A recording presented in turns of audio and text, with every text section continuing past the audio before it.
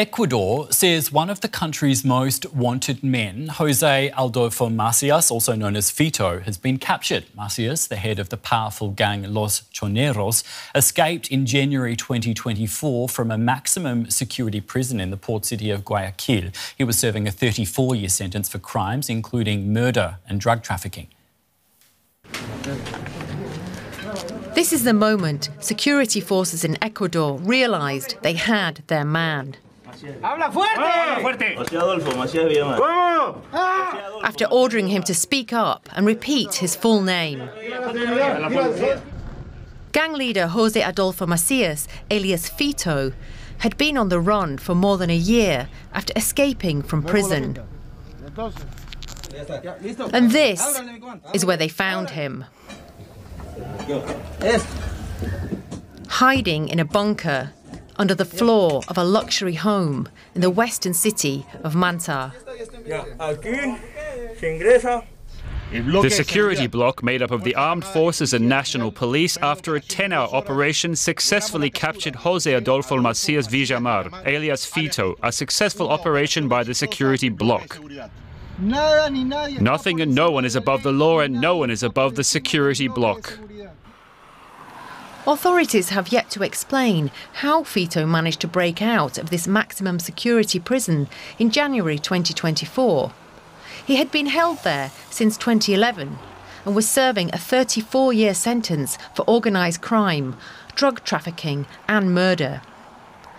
One report by a human rights group said he wielded, quote, significant internal control over the prison, even throwing parties there with mariachi bands and fireworks.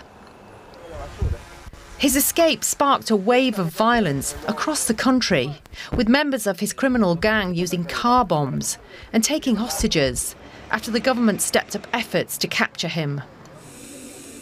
His arrest comes after Ecuador imposed a state of emergency to combat rising violence linked to the drugs trade. Fito has also been indicted in the United States on charges of drug trafficking and weapons offences. I'm happy to welcome Ecuadorian journalist Adriana Noboa Arregui. Adriana, quite a remarkable story this. Just tell us, how was José Adolfo Macías actually found? Well, according to the authorities, he was found in a huge building underground, under this huge and expensive house in a little town near to the coast called Monte Cristi. Actually, the house has been intervened many times before by the police and the special forces, but before they never could find them until now. They did it yesterday because they started digging, so he had to come out of his hiding spot.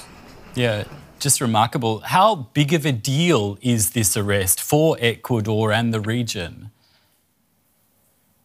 Well, it's actually a very big political success for the government of President Adriana Noboa here, because he was the country's most wanted man.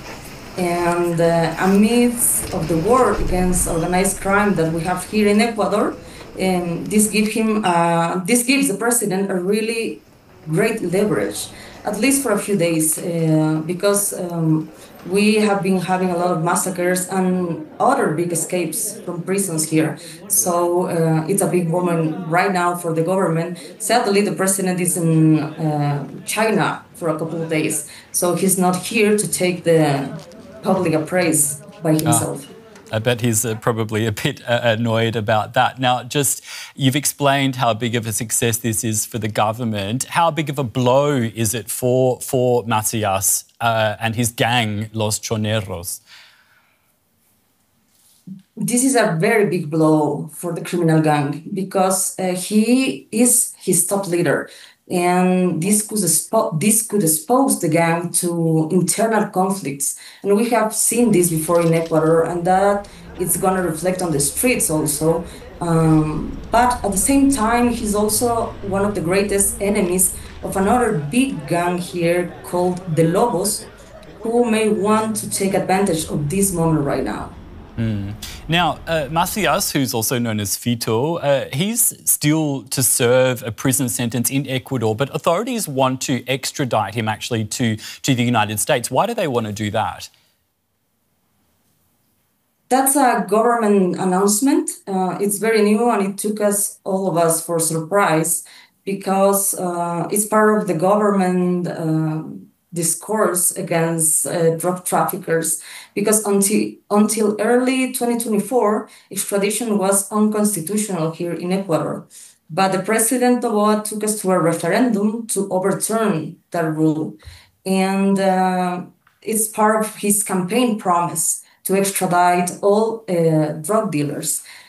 But so far, we have to still see what happens, because the National Justice Court here in Ecuador hasn't received any extradition requests from the United States yet. So we are not sure how that is going to go. Okay, I guess we have to wait and see what happens next. Thank you so much for your analysis there and telling us all about this story. That was Adriana Noboa Arregui in Ecuador.